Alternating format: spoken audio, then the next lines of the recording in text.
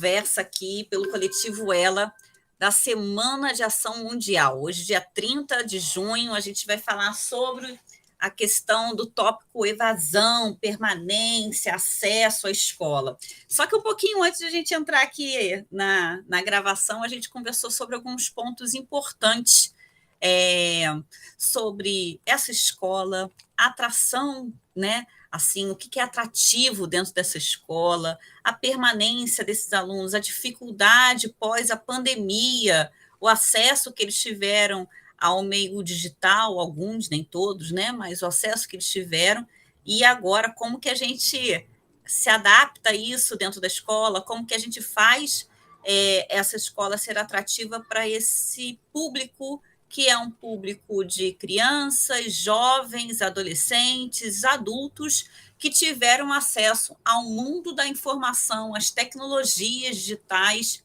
ou que nem tiveram acesso à escola, né? Que tem outro grupo também, que nem tiveram acesso à escola no período de 2020 e 2021.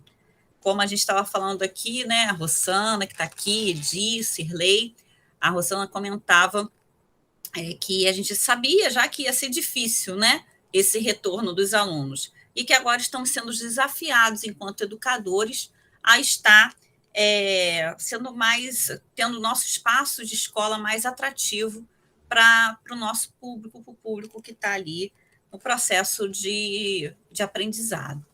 E aí, então, quem quiser falar um pouquinho sobre esse conhecimento, né, sobre essa questão de evasão, a gente tem aí, para poder colaborar, a gente tem uma busca ativa, né, que chama, que é uma forma de você levar esses alunos de volta para a escola, que entende-se aí não apenas o aluno infrequente, mas o aluno que evadiu, o aluno que abandonou a escola, o aluno que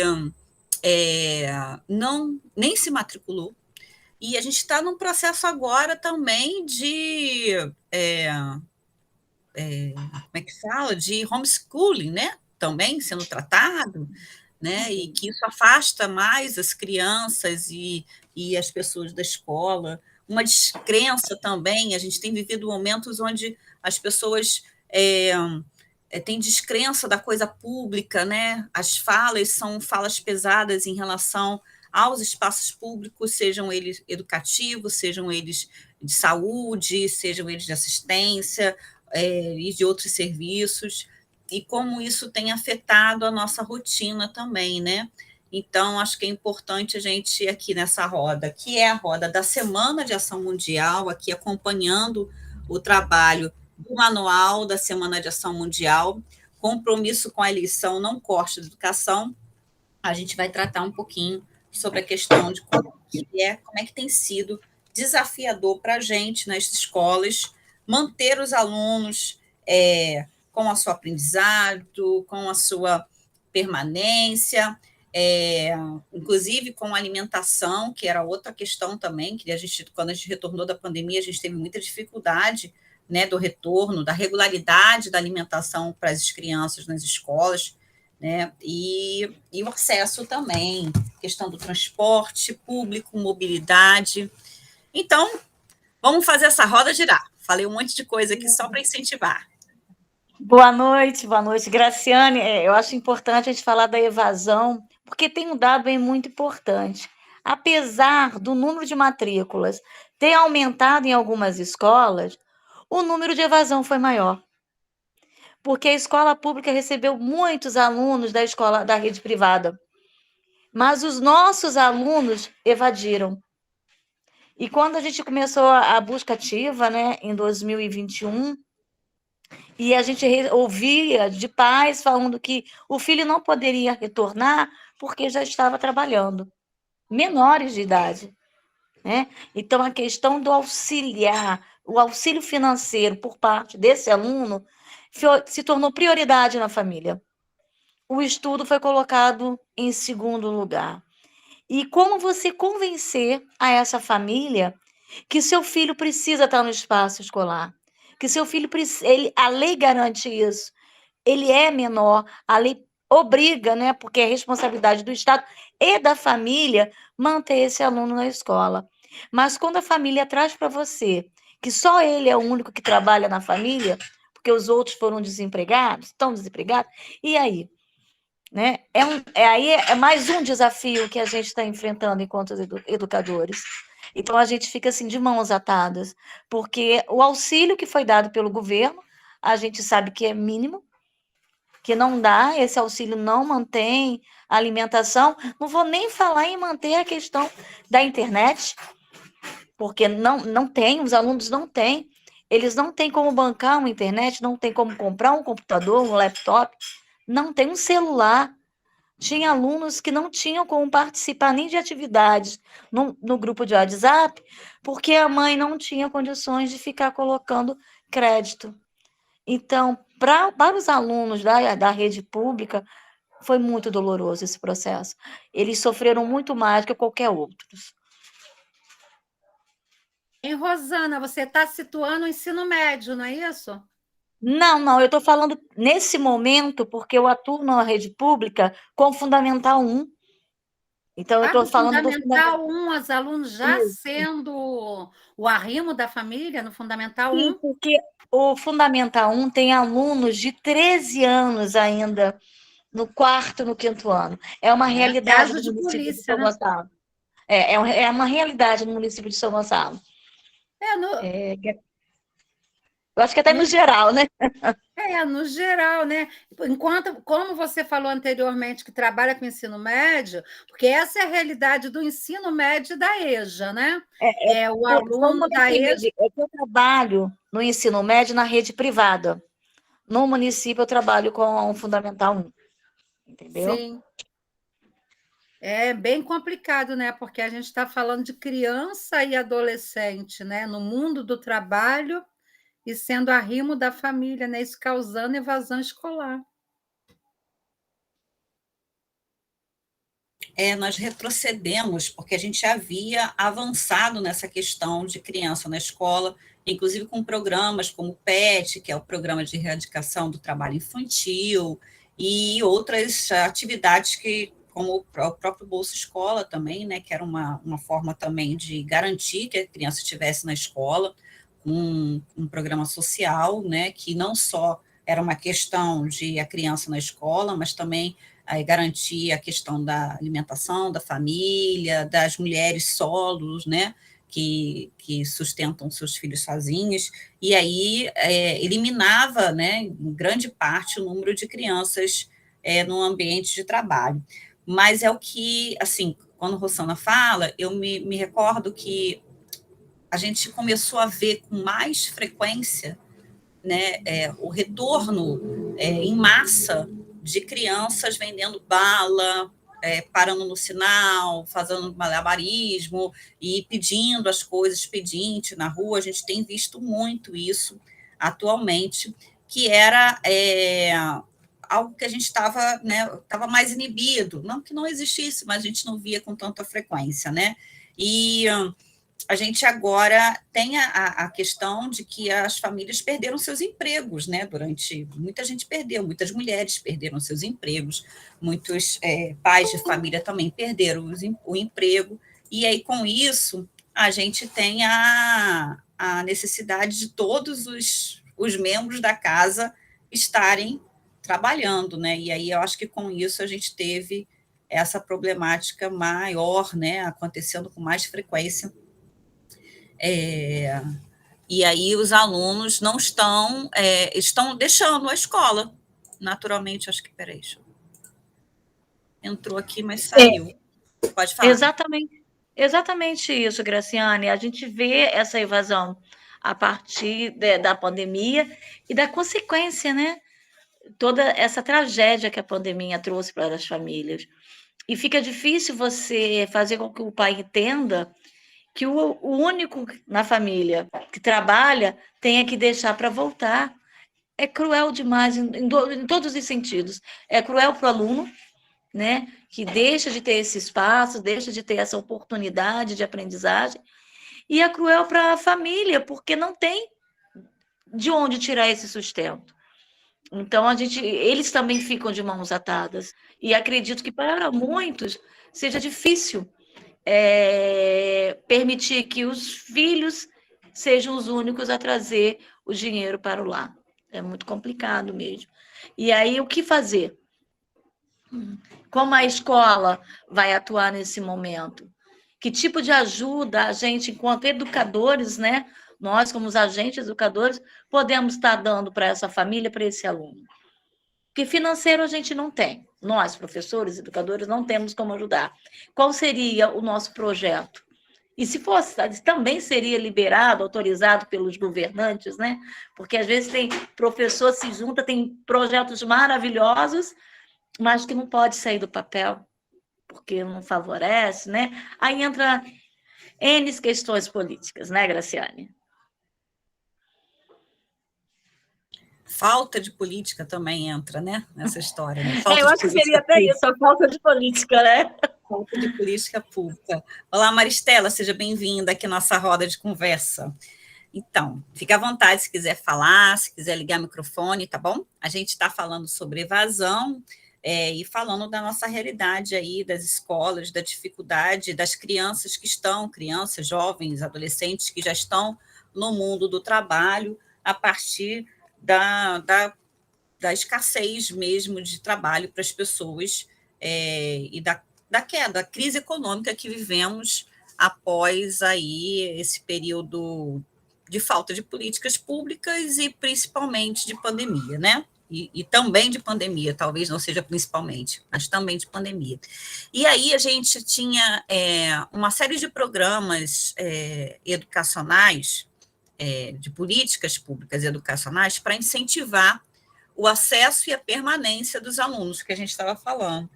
E esses programas foram sendo eliminados ao longo do tempo, ou então foram sendo cortados, como a gente vê, né, na própria chamada aqui da SAN, né, não corte da educação. A gente tem aí uma redução na arrecadação, no repasse, né, para a merenda escolar, no repasse para o transporte, inclusive com uma questão, transporte escolar, com uma questão que é severa, que nos atinge diretamente o tempo inteiro, que é a questão da alta dos combustíveis, né, que afeta diretamente as nossas vidas, mas também a manutenção desses ônibus ou desses transporte no geral, né, que precisa para dar a permanência, garantir a permanência dessas crianças na escola.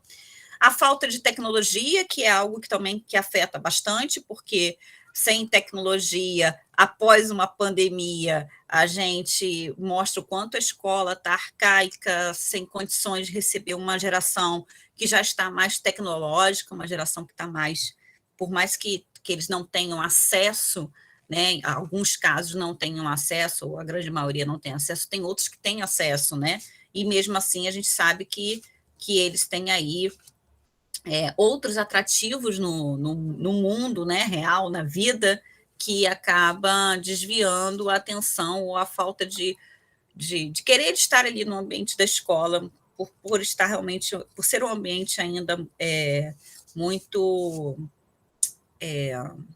analógico, né? Muito a gente fala e eles escutam. E a gente estava conversando um pouquinho sobre isso antes de começar a gravar a roda, né? O quanto esses alunos, quanto poderia ser mais atrativo, talvez, na dinâmica escolar, se a gente não tivesse tão preso a determinados rigores, talvez rigores no sentido de conteúdos muito rígidos, mas que principalmente a gente estivesse mais atento, mais sensível à escuta dos alunos, não que a gente não vá, né, aplicar os conteúdos, pelo amor de Deus, não é isso que a gente está falando, mas no sentido de que esses conteúdos pudessem estar falando mais, né, estando mais próximos a eles, e que também a escuta tivesse um pouquinho mais aproximados. A gente tem o Fora da Escola Não Pode, que era um programa também importante, que que iniciou com o Plano Nacional de Educação, que é a questão da busca ativa, que Rosana chegou a comentar rapidamente, e que a busca ativa ela precisa ser pensada por nós, educadores. Eu iniciei sobre isso, eu queria voltar um pouquinho nessa questão, não como o cadastro de alunos infrequentes ou como uma lista de alunos desistentes, e sim como uma rede de proteção a essas crianças, esses adolescentes, essas pessoas que estão em idade escolar, principalmente, para que eles estejam dentro do ambiente da escola. Então, a busca ativa precisa ser acionada, a gente precisa acionar outras secretarias que possam estar colaborando para que a criança esteja de fato dentro da escola, para que o adolescente e jovem esteja de fato dentro da escola. E com os cortes na área da educação, na área de saúde e na área de assistência social, isso cada vez tem ficado mais distante. E, assim, a gente aumenta o número de pessoas que não estão frequentando a escola, nem sequer a primeira matrícula foi efetuada, porque não há programas de incentivo, políticas que incentive isso. Vamos fazer a roda girar. Quem quer falar?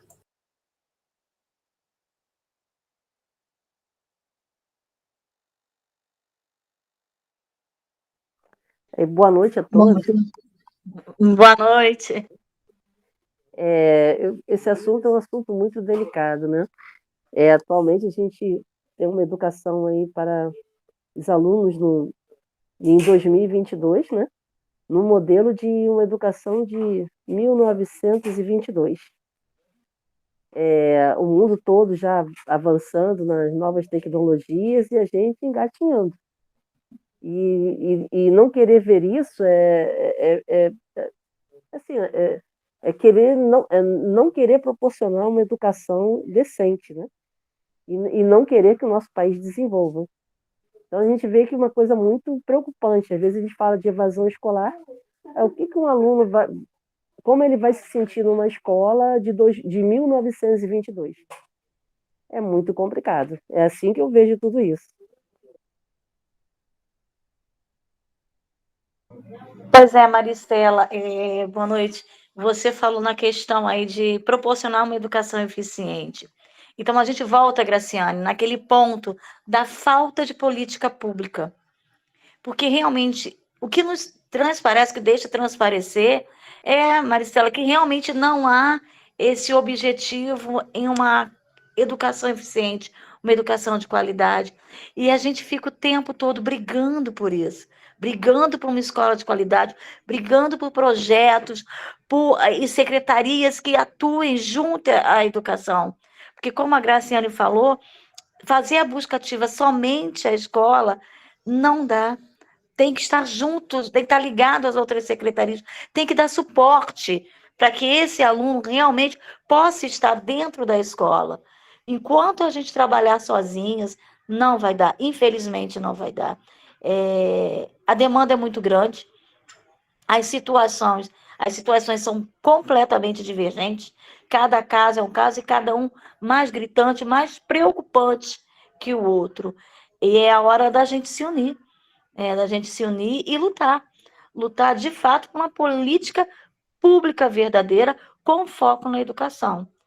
Mas eu entendo também que a gente está dando aí soco em ponta de faca, né? Dando murro em ponta de faca, porque nós aqui do município de São Gonçalo, a gente tem sofrido muito com esse novo governo, né? Nossas perdas têm sido gritantes, e a gente fazer essa busca ativa nesse momento me parece quase impossível. Eu posso estar errada, Graciane, mas pelo que eu tenho visto, o resultado que eu tenho visto não tem sido positivo. A gente estava falando um pouquinho antes de entrar aqui, Rosana, eu lembro que você falou que eles estão acostumados com tudo imediato, lembra que teve uma hora que você falou sobre isso, na hora que a gente estava conversando? E aí, quando você fala isso, me lembra também um pouco isso, me veio à mente, né? Essa questão do imediatismo que a gente tem vivido cada vez mais intensamente. E aí a nossa sociedade, né? Nossas vidas estão muito imediatas, tudo a gente quer para ontem. E é natural da juventude e adolescência, isso se dá com mais, né, mais força, porque todo mundo, eles estão numa fase onde eles querem logo a resposta. E aí fica muito mais fácil, né, pegar esse público para ser aviãozinho, traficar, entrar no mundo do crime, porque eles querem resposta rápida, então eles querem o tênis rápido, querem, né, o boné mais rápido, a roupa, tirar onda com os outros colegas e tudo mais. Então, assim, isso também acaba aparecendo com muita frequência nesse momento. O índice de violência no nosso município é alto, no nosso país está sendo alto também, né? A gente tem se violentado de todas as formas possíveis, infelizmente. Eu não sei se vocês viram hoje, teve uma manifestação, e aí uma professora foi presa, uma agressão horrorosa, eu acho que é Barra Mansa, se eu não me engano, que aconteceu. As pessoas estão impacientes, intolerantes umas com as outras, isso tem dificultado demais o diálogo. Em relação à busca, já vou deixar você falar, Rosana, em relação à busca ativa, eu entendo que realmente é muito difícil acontecer, porque o que a gente tem de resposta? Ou a gente não tem o telefone certo da família, ou a gente não tem condições de enviar alguém, né, alguma secretaria de assistência ou alguma secretaria de saúde não vai até o lugar. A gente tem os CRAs e os CREAs com muita dificuldade de manutenção, de funcionamento. A gente tem aí uma dificuldade de lidar com o combate à criminalidade e às drogas, uma insegurança muito grande, uma insegurança alimentar muito grande também, um cenário mesmo bem difícil para a gente atuar e trazer esse aluno de volta para dentro da escola diante de tantas dificuldades que ele enfrenta. Uma delas é a manutenção da sua própria vida e da sua família.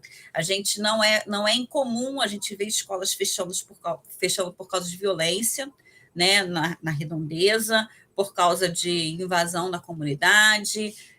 Não é uma coisa incomum, não era incomum antes da pandemia, mas agora a gente tem visto que isso não é que tenha piorado, talvez, não sei, não posso dimensionar se piorou, mas eu posso dizer que isso é mais um movimento onde a escola se sente impotente de atuação, e com isso as crianças, jovens e adolescentes acham que ali na escola não tem mais sentido nenhum ficar, exceto se ele precisa muito da sua alimentação, em alguns casos, que também é comum. Roda girando.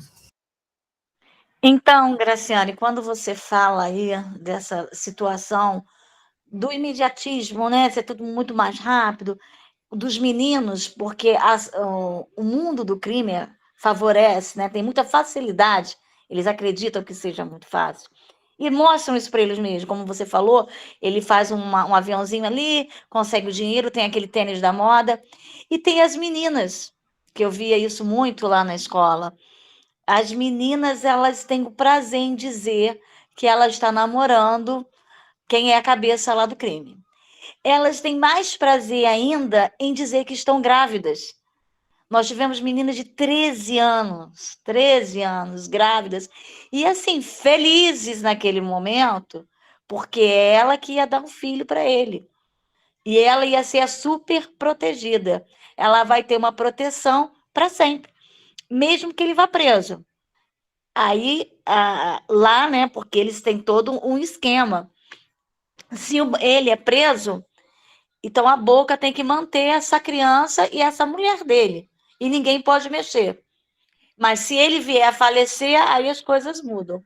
Mas enquanto ele estiver preso, ele é o dono daquela menina e ele é o dono do filho e o tráfico tem que sustentar.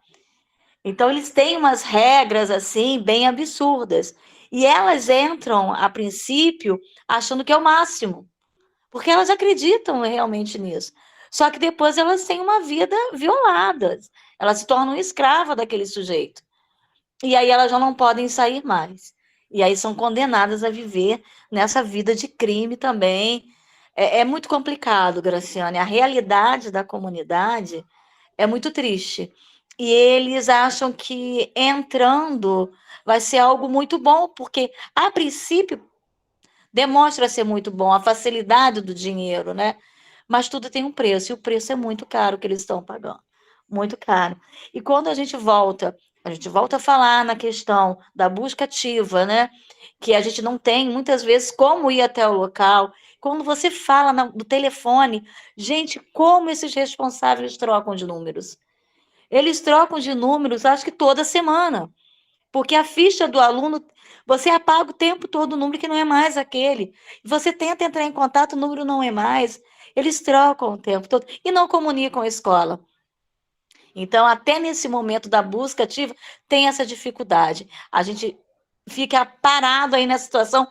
Quantas vezes a gente chega a mandar carta, que às vezes não chega ao local, a gente faz carta registrada, que também não chega ao local, a carta volta para a escola.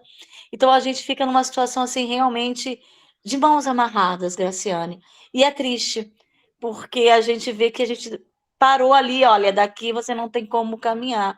E a gente volta naquela situação. Políticas públicas, cadê? Né?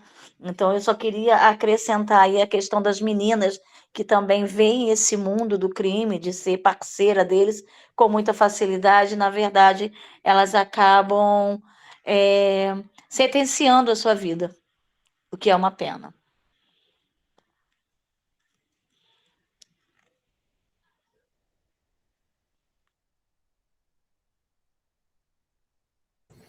A gravidez na adolescência é algo que também não era algo difícil de acontecer, mas é uma medida que acaba ocorrendo ou por violência mesmo de viver, da vida, ou, penso eu também, por uma questão de busca de proteção, né? Quando você fala aí, acho que se pensa muito nisso, a busca pela proteção, o sair daquela vida que de repente não satisfaz, da guarda de pai e mãe, ou de vó, né? Porque muitos são criados por vó, né? Tem isso também. Mas a questão é exatamente essa, a gente, enquanto escola, tem se sentido muito sozinho, né?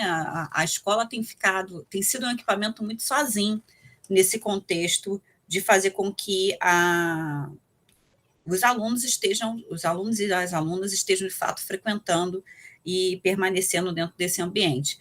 A gente tem uma questão pedagógica, metodológica também, que precisa ser avaliada, que eu acho que a gente já até, de alguma maneira, já colocou aqui, que precisa ser revista, porque não dá, como a Maristela falou, não dá para a gente estar numa escola de 2022 com o mesmo equipamento, mesmas práticas, mesma metodologia de 1922, né? Como ela colocou. Não dá para a gente ficar assim, desse jeito. Mas também há coisas que extrapolam a nossa potência de realizar, como, por exemplo, a dificuldade de fazer a busca ativa, não só, e aí repito, não é só daqueles que estão matriculados, mas também daqueles que nem chegaram até a escola, porque o programa de busca ativa, que é previsto dentro do Plano Nacional de Educação, não é apenas um movimento da escola, é um movimento de todo o território, que todo o território, ao perceber que existe uma criança fora da escola, um indivíduo, ao perceber que existe uma criança, um adolescente, uma pessoa em idade escolar fora da escola, aciona e faz com que aquele movimento acabe gerando a matrícula da criança. Então, o acesso e permanência é algo que é constitucional, que é algo que está na LDB e é algo que está aí no nosso plano nacional e que, infelizmente, por N situações que já foram muitas aqui apontadas, elas são violadas, né? O acesso, é violado o acesso e é violada a permanência dessas pessoas em idade escolar. Vamos lá? Vamos falar um pouco, Edi, Cirlei? Liga seu microfone.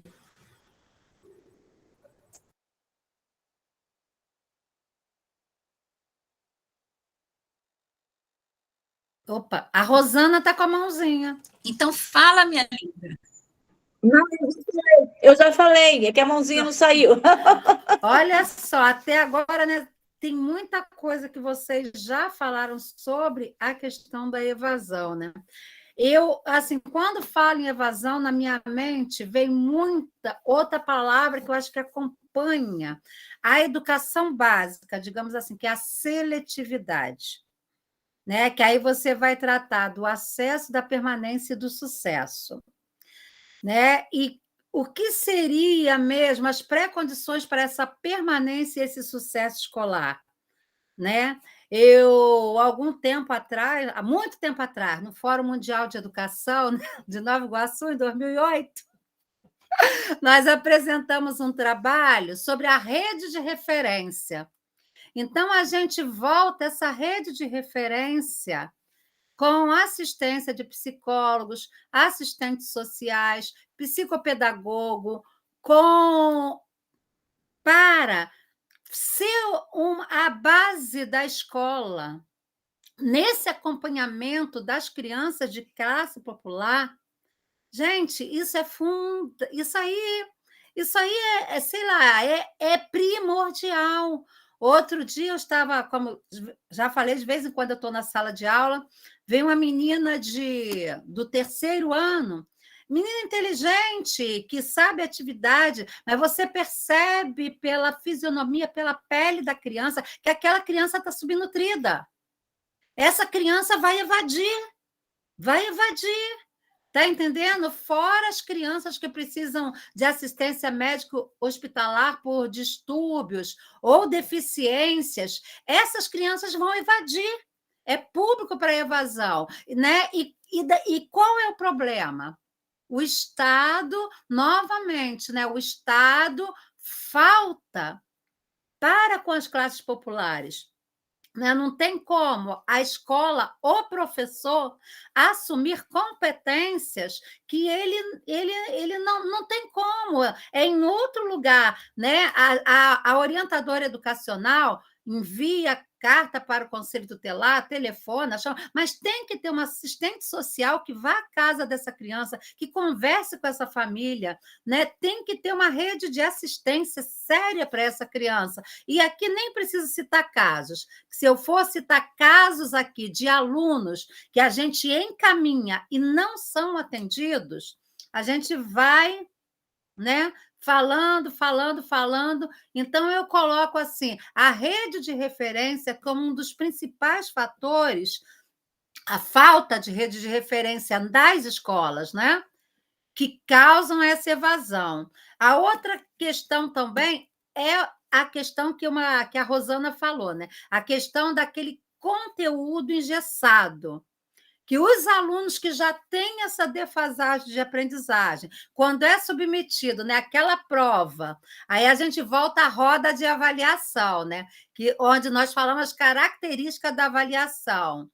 O menino, ele se sente deslocado, ele não reconhece o conteúdo, né? E cada vez, conforme o conteúdo vai se tornando mais complexo, o aluno vai se tornando mais perdido, mais no canto da sala, até que ele mesmo se convence que ali não é o lugar dele.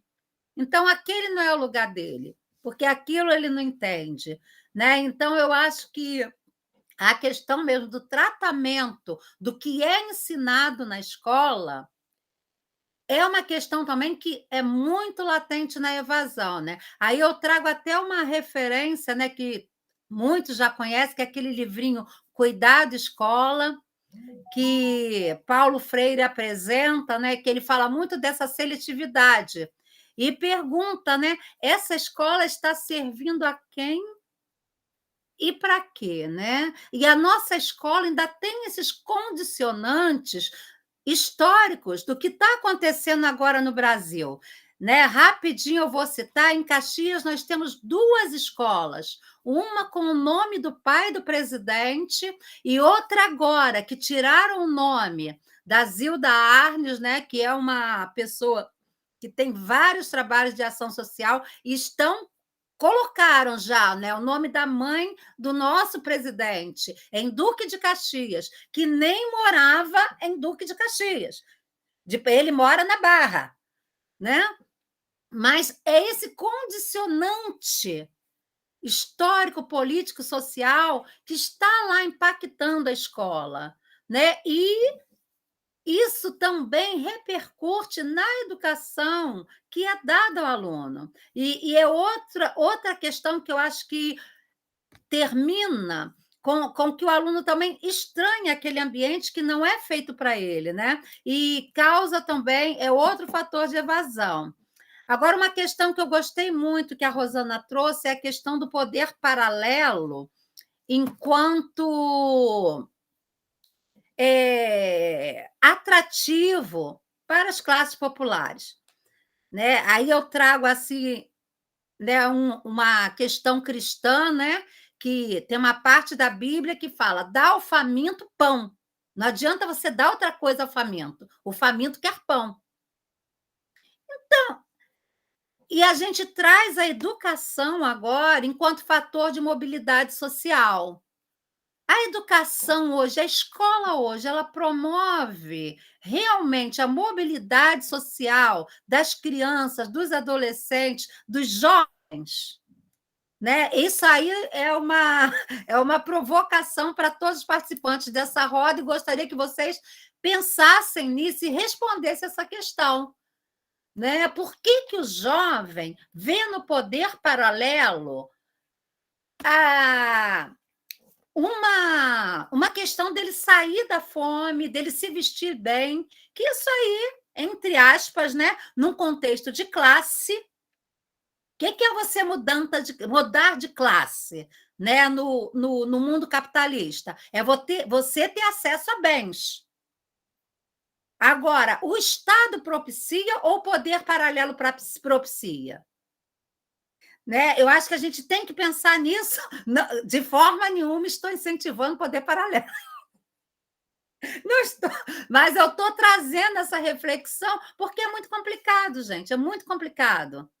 Né? Existem pessoas no poder paralelo, que todos são pessoas, né? Lá são pessoas que estão lá, que têm uma relação na comunidade que é uma relação protetiva, amorosa, não tem jeito, né? A gente vê isso nas escolas. Né? A questão, quando ela fala, né, da menina querer ser desse líder da comunidade. Por que ela quer ser desse líder? O que ela tem além dele? Então, eu trago essas reflexões aqui, né, e continuo a roda. Nesse contexto, parece mais ser uma questão de imediatismo, né, e facilidade. Porque quando as pessoas, assim, as pessoas que não têm, já têm um quadro familiar que já venha se afastando da escola gradativamente, né, porque é uma geração que frequenta outros ambientes que não são propriamente ambientes ligados à educação, bailes e tudo mais. Então, a geração que nós temos hoje em dia são os filhos dessas pessoas que evadiram da escola há tempos atrás. Então, são pessoas assim que acham que é melhor. Antigamente, a gente via aí os avós falando: é muito mais fácil você pegar numa enxada, na tua idade eu pegava a enxada e construir tudo que eu tenho, né? E aí, hoje em dia, a gente vê os pais falarem: nós vamos para o baile, deixa o filho em casa, vai para o baile. E aí a criança vê que no baile, quem é que manda? Quem é que anda com ouro? Vamos dizer assim, as primeiras damas, né? Que andam cheio de ouro lá, você mede assim, o poder pela quantidade de ouro que a pessoa tem. Então, esse é o poder. Então, eles veem que isso aí é mais fácil. É um caminho muito fácil, só que é um caminho curto, né? E muito curto de vida. Mas eles não têm essa noção. É uma noção que nós temos, mas eles não têm.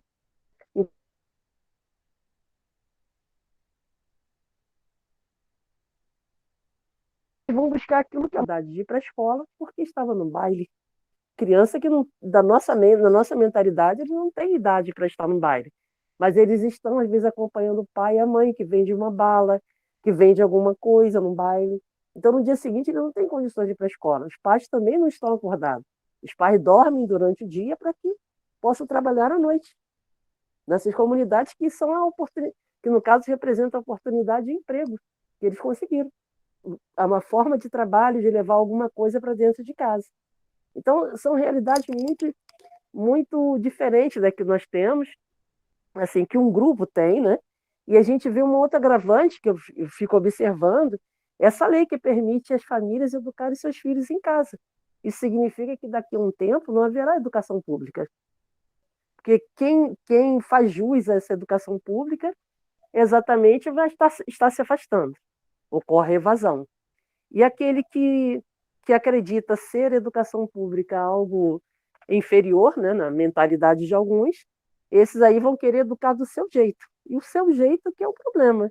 É o grande problema da segregação social. Então a gente vê que um quadro é muito maior do que a gente observa só. As pessoas falam muito a evasão escolar como se a escola tivesse culpa da criança estar saindo, né? Como se o profissional ali não fosse capaz disso. Mas só que a gente vê que, na realidade, o que acontece é o grande poder das comunidades. Na hora de eleger um presidente, na hora de eleger um governador, né? Então a gente vê que eles têm um poder. Aí, às vezes você vê assim, fulano mora na comunidade tal, mas ele conseguiu agora uma vaga na prefeitura, né? Conseguiu agora uma vaga, e assim vai, eles vão enumerando. E aí você vê que as pessoas vêm ali estar naquela comunidade com uma chance para ele conseguir algo, mesmo que passageiro, condicionado àquele político se manter, né, no poder. Mas é isso tudo, você vai começar, as crianças, isso aí, todo esse mecanismo afasta as crianças da escola. Elas veem que elas têm que estar inseridas ali naquele contexto do tráfico, da marginalidade, para poder conseguir algo, conseguir comer. E aí, nesse quadro, como é que a escola fica? É muito complicado, é muito maior do que a gente quer ver, né? Que alguns querem ver, e é muito maior do que aquilo que a sociedade quer mostrar. Que a sociedade quer entregar, a gente vê agora uma grande movimentação, a escola fazendo a busca ativa. Não é a escola que tem que fazer a busca ativa, é a própria sociedade, o interesse deles. Né? Então, a escola é dada essa obrigação de fazer a busca ativa de algo que ela não tem competência para isso, porque ela não vive, não convive numa comunidade. Como é que o professor vai sair dali da escola? Em caso assim, a equipe diretiva, os coordenadores, a equipe pedagógica vai sair da escola, além dos trabalhos que já exerce dentro da escola, para fazer algo dentro de uma comunidade. Isso é surreal, ninguém tem esse trânsito livre na comunidade. É muito estranho, a gente vê que não há esse interesse, é tudo assim, a culpa da escola, a culpa é disso, a culpa é daquele, para que não haja solução. A solução é quem pode fazer, quem pode pagar, educa os seus. É isso que a gente vê hoje em dia. Aí gira a roda.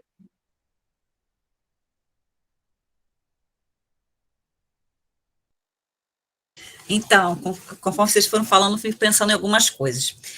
Quando ele começou a falar da seleção, eu fiquei pensando um pouco do que a Rosana falou em relação à qualidade, né? A atribuição de qualidade que a gente tem hoje é uma qualidade de conteúdo, de resposta a determinadas avaliações, e isso a gente conversou um pouquinho na roda de avaliação, né, e eu acho que é importante a gente retomar aqui, porque quando a gente fala de qualidade ou de eficiência, nessa perspectiva aqui que a gente está conversando hoje, é de algo diferente disso que está sendo colocado como qualidade atualmente, como uma resposta imediata a uma determinada avaliação externa, ou um quantitativo, um número de alunos que estão sendo aprovados ou reprovados, ou evadindo, desistindo, etc. e tal. Então, existe uma ampliação daquilo que a gente pensa em relação à qualidade. Quando Maristela fala, eu fico pensando de como que a gente negligencia alguns pontos, né, que são importantes da vida, do cotidiano, né, das pessoas, e que, assim, a gente, às vezes, está olhando por um grupo, né, vamos dizer assim, está olhando por um grupo e esquecendo de outro. Quando ele fala mobilidade, que é a mobilidade, quando você falou, eu entendi isso, não sei se eu entendi correto, o que a escola oferece para essa classe, né? Ela não vai ascender, ela não tem trabalho, ela não tem outra perspectiva, ela não. Porque antes, quando o Maristela falou pega enxada que resolve, já consegui o meu terreno através da enxada, do meu trabalho e tal, né? Por que você vai ficar gastando tempo estudando? Isso a gente via lá atrás e a gente, infelizmente, está vendo acontecer. No ano passado a gente viu isso acontecer e a gente está vendo agora, porque, de fato, a escola não está fazendo com que essa classe, com que as pessoas tenham uma segurança de emprego, né? A gente tem aí pessoas que são médicos, advogados e outros tantos, né, professores, né, que também é uma profissão valorosa no sentido de que demanda muito estudo, muito cuidado, muita atenção, galgar outros espaços, e aí no final disso a pessoa está trabalhando como Uber, ou a pessoa está trabalhando vendendo bala, a pessoa...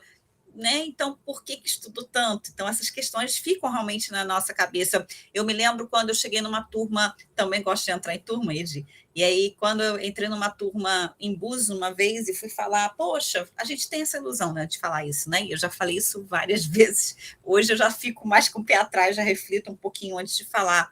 O que vocês esperam? Qual o futuro que vocês querem ter, né?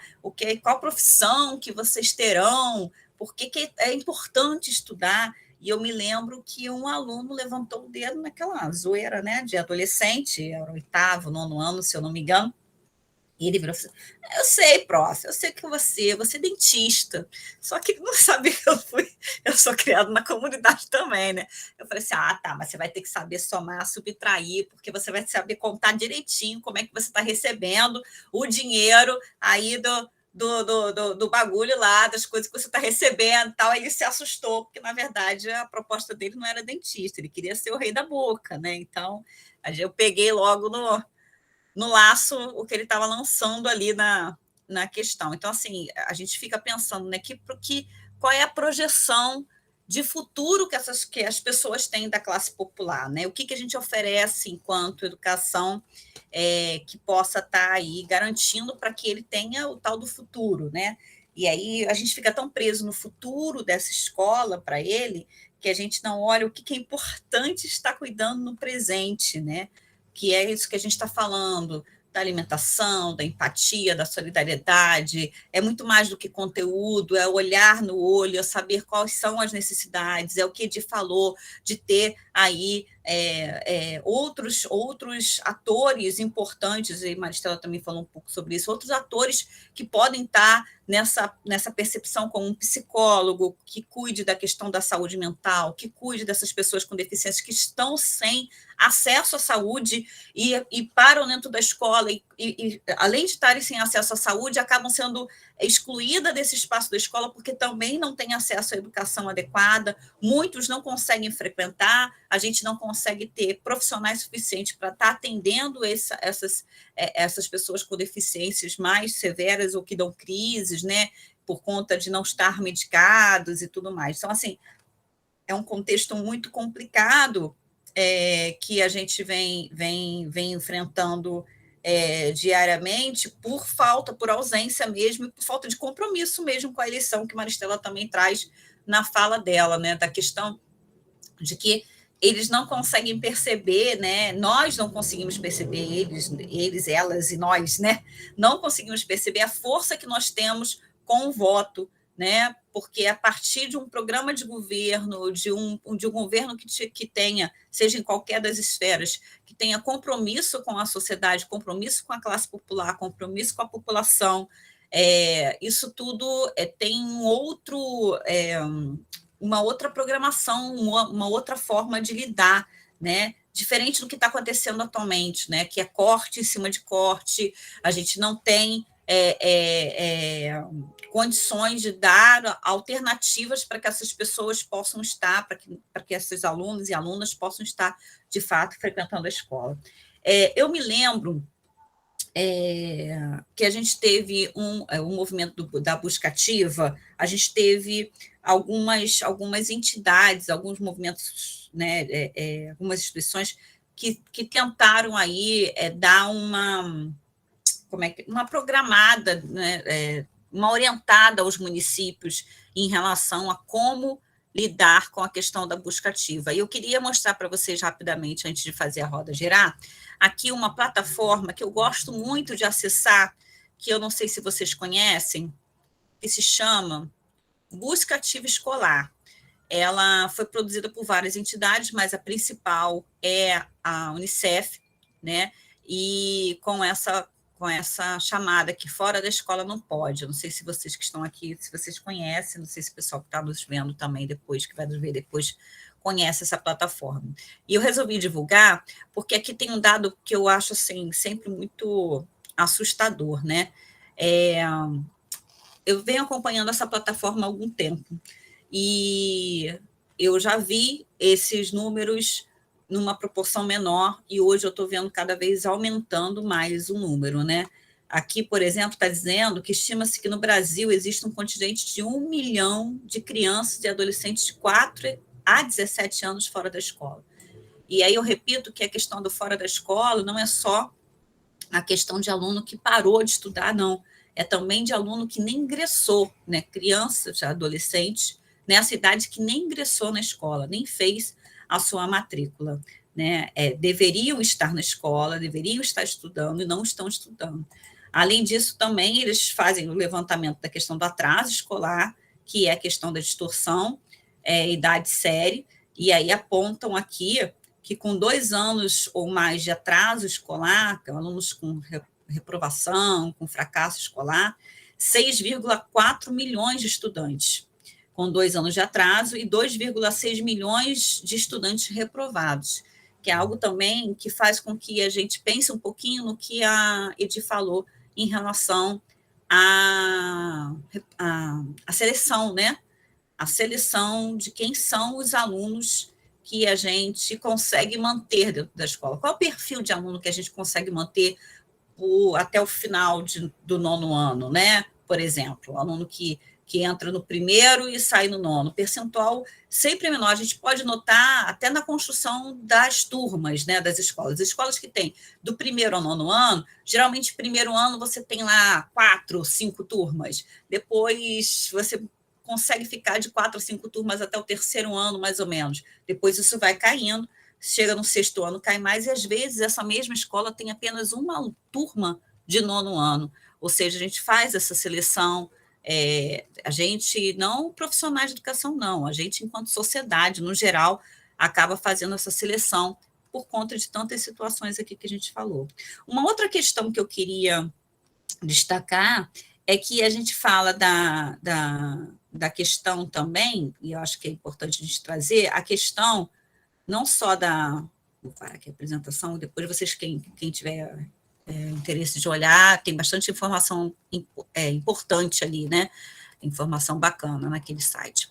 Mas outra coisa é a questão de como que a gente exclui também com outras políticas, como, por exemplo, uma política que está sendo agora colocada, que é o novo ensino médio. A BNCC é uma forma, penso eu, também de fazer uma exclusão, uma seleção com essas avaliações externas. A questão do novo ensino médio, e o que a Maristela trouxe para a gente, que a gente já havia começado a falar também no início da nossa roda, que é o homeschooling, né? Quer dizer, quem são as pessoas que vão ter realmente, de fato, acesso à educação escolar, de conteúdos, né, dentro de sua casa, né? São aqueles pais, né, e responsáveis que têm condições de pagar um tutor, vamos dizer assim. Fora isso, ele não vai ter educação escolar no sentido de ensino, né, de conteúdo, que é uma pegada também que a gente tem que pensar que escola, que educação é essa, né? Porque quando a gente fala de educação na LDB e na Constituição, quando a gente estava num outro processo, né, de processo democrático da nossa sociedade brasileira, a gente falava, e a gente tem isso em legislações, em educação, numa perspectiva muito mais ampliada do que ensino, do que conteúdo. é uma educação em todas as outras esferas, como responsabilidade da família e da escola, né? E do Estado, perdão, da família e do Estado. E da escola não, é da família e do Estado, ou seja, a família e o Estado precisam oferecer isso em todos os aspectos. E a escola é um dos equipamentos que oferece, além da igreja, além da associação, além da própria comunidade, né? Então, é outra questão. E o ensino médio também, como é que vai ser ofertado para essas crianças da classe popular, esses adolescentes da classe popular, tendo em vista que a gente tem aí no ensino médio, com as disciplinas já solidificadas, né, aquelas disciplinas que já estão ali tradicionalmente dentro da grade, né, muitos não têm professor. Imagina se terão professores para tantos itinerários e tantos projetos de vida também. Então, a quem será beneficiado? Qual é a classe que será beneficiada com programas como homeschooling e programas não, legislações, né, como homeschooling e como ensino médio, né, o novo ensino médio. Vamos fazer a roda girar.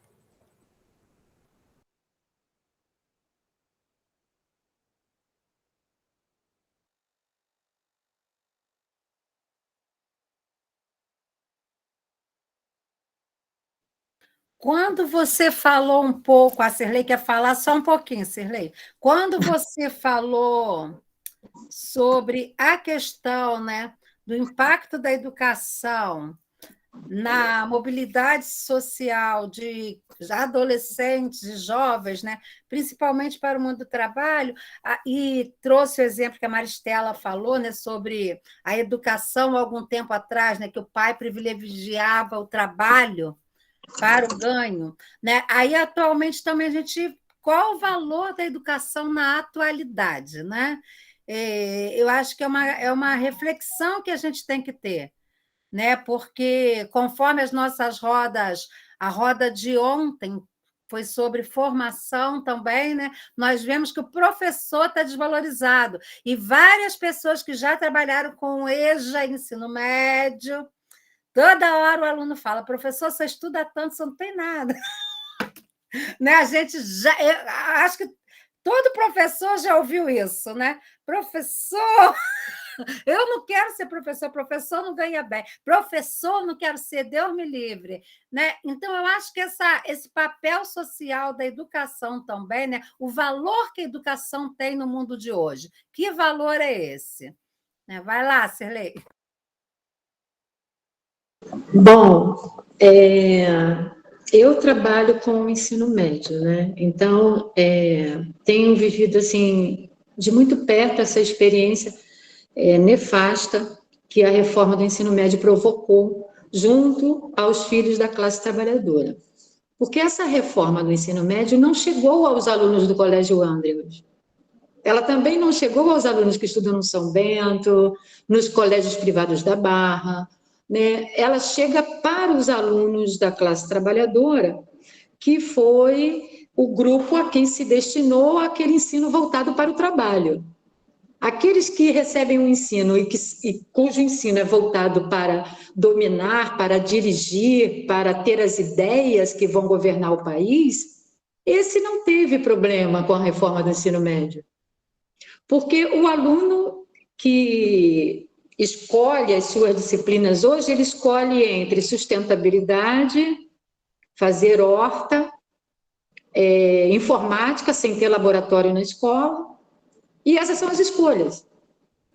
Esses são os itinerários formativos, que você vai perceber que não é uma escolha do aluno, porque naquela escola só pode ofertar aqueles itinerários. Então, se ele não quiser aquilo, ele vai ter que sair da escola. É simples assim. E o problema será de quem? Dele, porque ele não gostou daquele itinerário formativo. Tem alunos que chegam para mim, alunos da terceira série, e dizem assim, Cirlei, eu vou lá discutir projeto de vida para quê? Se nem a professora sabe o que vai dar na disciplina, eu vou lá fazer o quê? Que projeto de vida você quer que eu discuta? Ela tem que me dar química para eu passar no vestibular.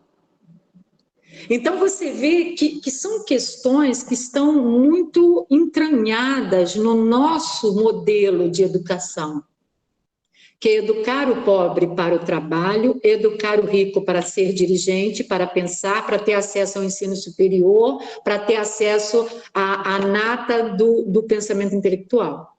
Então, essa é uma questão. A segunda questão é, a escola, ela forma indivíduos. Quem fornece o trabalho é a política de geração de renda, não é a política educacional. E muitas vezes nós começamos a até assimilar como nossa uma atribuição que não é. A minha santa irmã me provoca muito com essa questão da mobilidade social, e dia desse nós discutimos horas, né? E eu fiz para ela uma pergunta que eu vou fazer aqui na roda. Eu falei, tudo bem, vamos pensar que não há mobilidade social. Vamos pensar que a escola e o mundo do trabalho estão totalmente desconectados e que não há vínculos e que as políticas são todas feitas em caixinhas, uma em cada lugar. Rasgue todos os seus diplomas. Pegue todo o seu currículo e jogue fora. E me diga onde você estaria. A partir desse momento, eu começo a pensar a minha ação docente como uma ação que está para além do vínculo com o mundo do trabalho, embora seja presa a ele, porque o meu aluno precisa comer. Mas não é a escola que tem que fornecer comida, é o pai do aluno que tem que ter trabalho, e para o pai do aluno é que não há política de emprego. Então, muitas vezes, eu estou provocando para que a gente coloque outras questões e outras perguntas nessa roda para dividir um pouco o peso que a educação muitas vezes assume como próprio e exclusivo quando não é.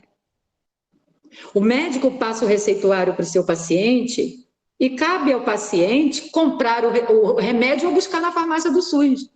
Não cabe ao médico providenciar o remédio. Por que caberia ao educador providenciar o trabalho? É só para a gente pensar sobre isso. E para tentar continuar a provocação com a minha irmã, porque a madrugada vai render nesse debate, eu sei. Mas vamos lá, era só isso. Mirlei, a sua fala foi assim grandiosa. Gratidão pela sua fala. E realmente a gente começa a refletir aqui, né? A gente reflete, porque a gente volta lá atrás, né? E esse novo ensino médio, ele vem só para fortalecer, para ampliar esse funil, né? Porque agora, quem vai conseguir o acesso à graduação não são os nossos alunos de colégio público, porque é um funil. Vai ficar ficha de só vai passar mesmo esses alunos que a Cirlei falou, esses alunos que estudam nas grandes escolas, onde o novo ensino médio não veio desfavorecer, ao contrário, veio favorecer eles.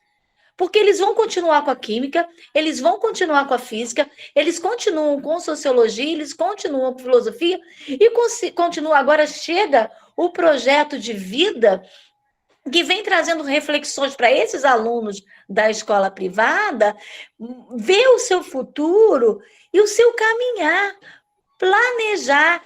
Agora, como a gente realmente vai falar de planejamento de vida para o aluno que não tem o que comer? Para um aluno que o pai não tem emprego.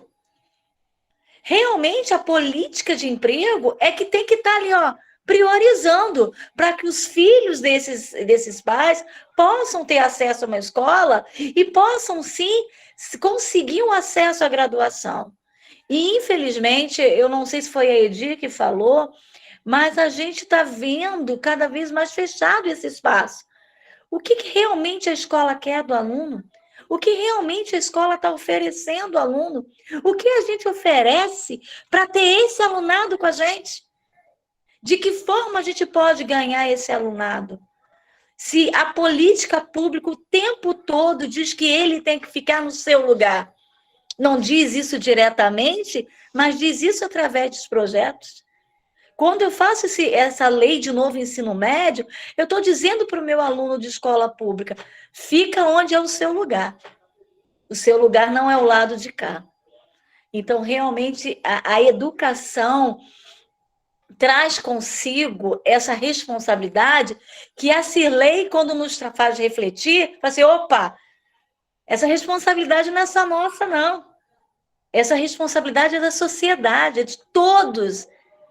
Só que nem todos querem essa responsabilidade. Quem é que arregaça a manga e vai brigar por isso? Somos nós, educadores. Somos nós, educadores, que, por fim, acaba indo, né, Graciane, para a política, para poder garantir um pouquinho mais de direito a essa classe menos favorecida. Então, hoje, essa roda aqui, eu anotei várias coisas, né? Fui anotando, porque foi enriquecedora. Porque a gente começa a refletir a nossa própria ação, a nossa ação pedagógica. Quem sou eu dentro dessa unidade? Quem sou eu dentro de uma unidade privada e quem sou eu dentro dessa unidade pública? Porque os viéses são completamente diferentes. Né? O que é cobrado numa escola privada e o que é cobrado numa escola pública. A gente tem que fazer valer. Infelizmente, Cirlei, a gente vai arregaçar a manga mesmo, porque já está, acho que, no sangue do educador, né? Essa luta, essa vontade de querer mudar. E isso é bom. E quando a gente tem essa roda de conversa, eu não sei, mas eu me sinto assim, não, realmente tem que arregaçar a manga, a gente tem que ir à luta, porque a sociedade não está nem aí. A sociedade não quer saber. É isso, Rosana. A roda gira, gente. Bem, quer falar, Cirlei?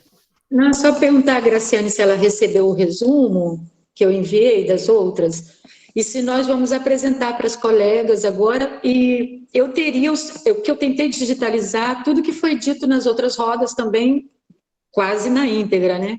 Eu posso mandar também, Graciane, o arquivo mais completo com todas as falas, para que as pessoas que quiserem ler, possam ler na íntegra e contribuir, alterando o que está ali de proposta, acrescentando, porque é só um esqueleto mesmo, não é nada definitivo, entendeu?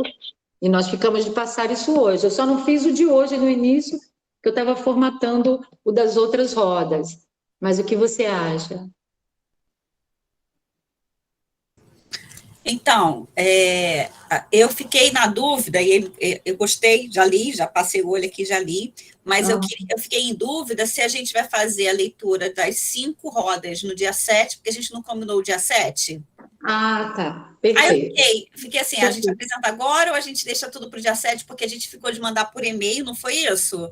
Perfeito. A gente ficou de mandar por e-mail para todas as pessoas que estão inscritas, aquilo que a gente construiu, que assim, já você fez assim um resumão bacana, que eu acho que vai virar nossa carta compromisso, sim, e a ideia é que a gente faça uma carta compromisso para que a gente entregue aos parlamentares, aos candidatos, à própria organização da SAM, aquilo que a gente combinou desde o início, né, que é o nosso movimento. E aí, só que aí está faltando essa roda de hoje, né? Naquela outra. E aí, o que a gente havia combinado, pelo que eu entendi, me corrija se eu estiver errado, que a gente vai mandar, acho que a roda de ontem, né? A última roda, a roda anterior, a gente falou isso, que a gente vai mandar por e-mail para as pessoas que estão inscritas, as pessoas podem opinar, e no dia 7 a gente vai fazer mais uma roda, onde a gente vai fazer a leitura da carta compromisso e ver se as pessoas querem acrescentar alguma coisa, querem retirar. Perfeito, perfeito. Não foi isso? Foi, está ótimo. Assim está ótimo. Perfeito, então. Era eu só acho isso. que eu iria falar alguma coisa, né, Edir? Sim.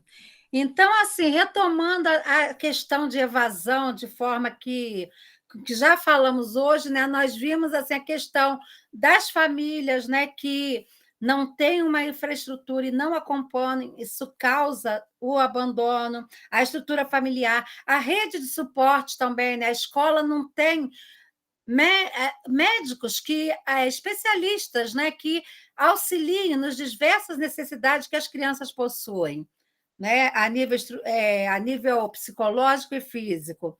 Vimos também, né, que muitas crianças abandonam porque são arrimo da família.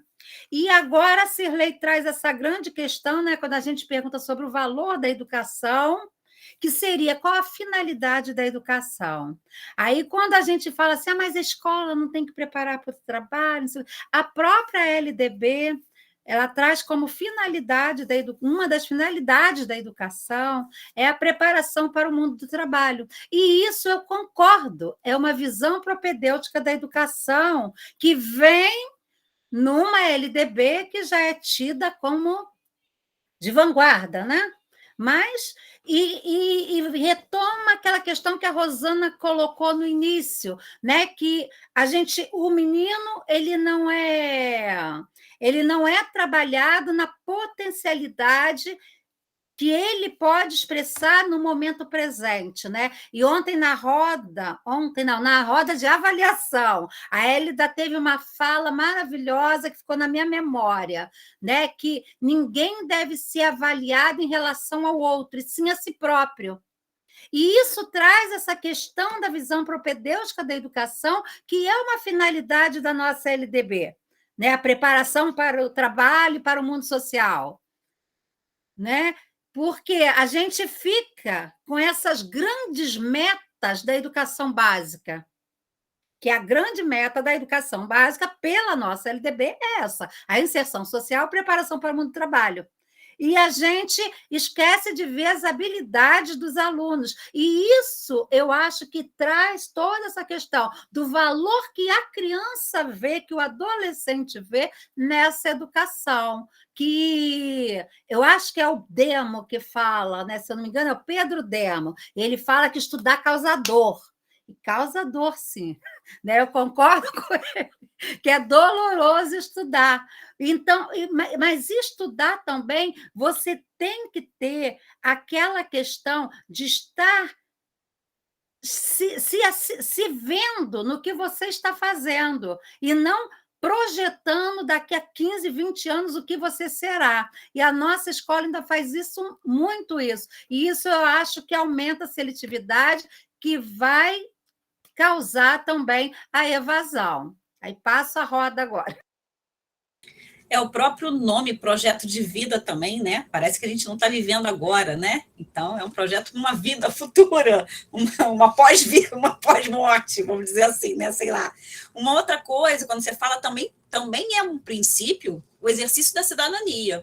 E exercício da cidadania parece que fica em último plano, nem aparece, né? Porque, inclusive, a gente tem agora iniciativas de escola sem partido, como se isso fosse possível neutralidade, né? A gente não está falando de puxar um partido ou outro para dentro da escola, mas o que a gente está falando é da pluralidade, que também é um dos princípios da educação, a pluralidade de ideias, de políticas, de religiões, né? E tudo isso num aspecto de um ambiente democrático e, principalmente, que possa fazer com que a gente tenha solidariedade, liberdade, e possa exercer, de fato, a cidadania com liberdade, né?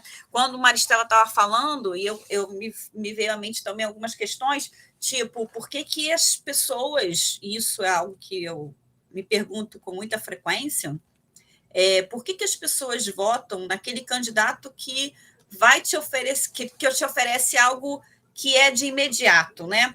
Por exemplo, um cimento, um calçamento, uma luz na sua rua, uma vaga no posto de saúde, uma vaga na escola, um cargo temporário de direção, de chefia em algum departamento, ou até mesmo uns R$100 na hora ali da boca de urna para fazer a votação.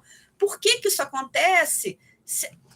O que nos falta enquanto pessoas né, que estão em exercício da cidadania na hora do compromisso com o voto, de perceber que aquilo é uma migalha, é um pão imediato, né, Edi, quando você citou, né? É um pão imediato, vai matar minha fome ali, vai saciar o meu desejo naquele momento ou por um curto tempo, mas depois não vai ter mais aquilo, eu não tenho mais aquilo, né? Então, em vez de se comprometer, né, de fazer uma votação para alguém que se compromete, né, ou para quem diz que vai se comprometer, prefere algo imediato, que vai sanar o meu desejo, inclusive desejo até de ódio, como, por exemplo, foram as últimas eleições de 2018, né? Porque eu tenho ódio de determinado partido, porque eu não gostei de determinada fala, então eu vou votar no outro que prega o ódio, porque aquilo me acalenta, me deixa confortável, porque ele falou aquilo que eu tinha vontade de falar, né? E então são coisas assim que a gente fica pensando. Eu me pergunto muito sobre isso, né? E qual é o nosso papel enquanto educadores nesse processo de ensino-aprendizagem, né? Num diálogo, numa relação dialógica, onde a gente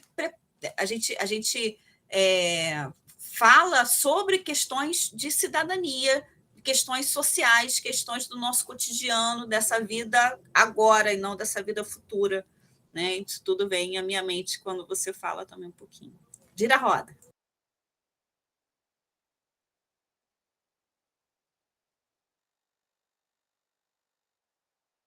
Eu só queria complementar a sua fala, né, quando você fala do imediatismo, né? E a Maristela já tinha falado, né? Eu acho que o Estado neoliberal ele causa necessidade para poder suprir a necessidade. Aí, sabe, não tem o que falar. É isso aí. Para quem não tem nada, qualquer migalha serve, né? Qualquer farelo de pão satisfaz, né? E aí, então, você deixa a carência, deixa a necessidade para você soltar as migalhas e as pessoas te agradecerem. Não interpretarem como direito, e sim te agradecerem por você ter sido tão bondoso com ela, né? Naquele momento. Bem, eu acho que a gente já pode ir finalizando, né? Alguém quer falar mais alguma coisa? Eu acho que a gente conseguiu. Cirlei é ótima, gente, faz um resumo bacana, e ela, com certeza, já colheu muitas questões aqui da nossa roda de hoje, mas se vocês quiserem acrescentar mais alguma coisa, fiquem à vontade. Bom, eu quero fechar com uma frase aqui de Van Gogh, né, que eu acho que tem muito a ver com o nosso momento agora de busca, né? Porque o educador está sempre buscando. E, na verdade, a gente não tem certeza de nada.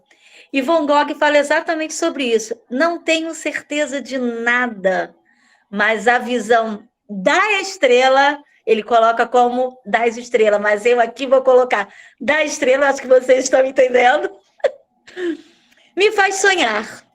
Vou repetir, não tenho certeza de nada, mas a visão da estrela me faz sonhar. Eu acho que fica aí, né? Porque nesse momento qual a gente está vivendo, a gente não tem certeza absolutamente de nada, mas a gente poder ver a estrela nos faz sonhar e que a gente nunca desista, né? Que a gente possa arregaçar a manga, mesmo com toda essa turbulência, com tudo que nos impede, com tudo que vem para travancar o processo de qualidade na educação, a gente continue na luta. Vamos lutar, porque é o que nos cabe. Não podemos desistir. Somos educadores e essa empatia, esse amor pela educação, esse amor pelo outro, esse olhar pelo outro, né? Eu acho que nos dá força para continuar. E a gente não pode esquecer disso, porque a sociedade não está nem aí. Um beijo, gratidão a todos. Fique com Deus e até a próxima.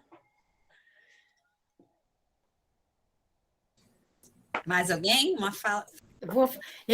Assim, eu estou aqui pensando, né? A Hélida, para Maristela e Rosana, é a companheira nossa do coletivo, ela vai acabar virando minhas referências bibliográficas, eu vou botar lá, Hélida, né? Porque agora estou pensando em outra frase dela aqui, que ela trouxe exemplo de uma aula que ela dá, que todos... Ela começa a avaliar todos com 10, né? E eu acho aqui que todos nós aqui somos 10, somos, né, 10. Rosana, Maristela, Graciane, Cirlei. Eu mesma cheguei do trabalho, estava aqui comendo biscoito, cansada, mas me anima.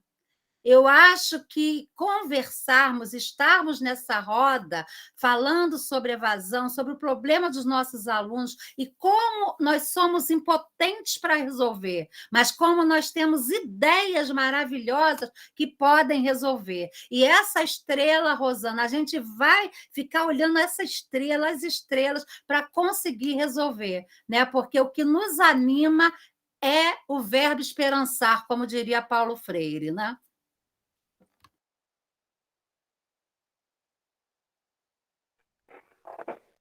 Eu acredito que a gente não é impotente para resolver, né? A gente talvez encontre até a solução, mas só que nós temos que lembrar que esse problema não é só nosso. Não podemos aceitar que assim o façam, né? E nos faça acreditar que esse problema seja só nosso. E eu acho que é um compromisso de todos, que a educação é para mudar o mundo, melhorar, é um investimento, não é um castigo. É isso que a gente não pode esquecer. O problema não é só nosso.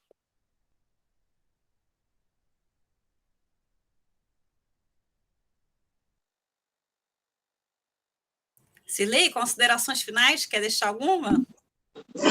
Não, somente do meu prazer de estar com vocês, de conhecer Rosana Maristela, de novamente conversar com Edir e com Graciane.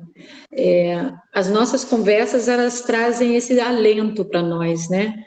E já que estamos num momento de bons pensadores e frases, eu vou deixar aqui o meu tchê, né? Ele tem, no livro O que é o Homem, ele tem uma frase que, às vezes, eu penso muito nela, quando eu estou quase desanimando. Diz assim, que a sombra das árvores não nos impeça de ver o bosque. E eu acho que é isso. Nesse momento de tanto sofrimento, tanta dor, de 2 anos de pandemia, de tanta luta e lutos que nós vivemos cotidianamente nessa cidade tão, tão bárbara, que a sombra das árvores não nos impeça de ver o bosque. É isso. Essa noite foi maravilhosa com vocês. Tchau. Que boniteza! Paulo Freire, esperançar, muita boniteza. Então, a gente espera mais uma última roda, né? Já que a gente convocou uma última roda no encontro anterior, a gente divulgou uma última roda, que seria a roda do dia 7. Então, vou divulgar novamente aqui a roda do dia 7/7, às 19 horas, para poder Edir falar dos números, né? Para não dizer que não falo dos números, 7/7 às 7 horas da noite, não, 7/7 às 19 horas, nós vamos ter mais um encontro, mais uma roda, que é onde a gente vai fazer aí, a Cirlei já providenciou um resumo para que a gente possa estar dando a estrutura da nossa carta compromisso. Então, nós temos, enquanto coletivo Ela, que todas aqui somos, todas somos do coletivo Ela, Rosana, Maristela, Edir, Cirlei, cada um no seu trabalho, no seu dia a dia, mas todas aqui estão no coletivo Ela, Educação, Liberdade para Aprender, inspirada em Paulo Freire. Nós vamos então fazer a seguinte questão: enviar para o e-mail de todas as pessoas inscritas, que nós temos 57 pessoas inscritas nas rodas de conversa. Vamos enviar e vamos aguardar o retorno até o dia 7, que será o dia onde a gente vai fazer o fechamento dessas rodas de conversa com a carta compromisso, que, como a gente já falou, será entregue para os parlamentares. Amanhã nós temos o Daqui da Educação, no jornal Daqui, escrito pela nossa companheira Edir, que vai falar da roda de conversa do dia sobre avaliação, né? Que está lá já preparadinho, já está no forno para sair amanhã a edição do Jornal Daqui com a coluna Daqui da Educação, escrita desta vez pela companheira Edir, tá bom? Gente, muito obrigada, é um alento mesmo. Eu cheguei aqui nessa roda, a primeira pessoa que entrou foi a Rosana, e a gente estava falando do desânimo, do cansaço, da tristeza diante de tantas situações que a gente tem vivido, da falta de compromisso, responsabilidade de alguns gestores, inclusive. E aí, depois, quando termina a roda, a gente sai, parece que dá uma renovada. É bom encontrar pessoas que sonham, que se inspiram, que traz para a gente a oportunidade de a gente estar aprendendo e, mais ainda, né, a esperança mesmo de que a gente pode estar construindo, que a gente não é impotente, como Maristela falou, que a gente pode fazer mais e que nós não estamos sozinhos. Tá certo, gente? Um abraço. Obrigada, Beijo, viu? beijo em todos. Beijo, Bom até dia descanso. 7. Até dia Tchau. 7. Tchau, tchau. Tchau, tudo de bom. Tchau. Boa noite a todos. Boa noite. Obrigada, Estela. Obrigadão vocês aí. Obrigada, Rosana. Tchau, tchau.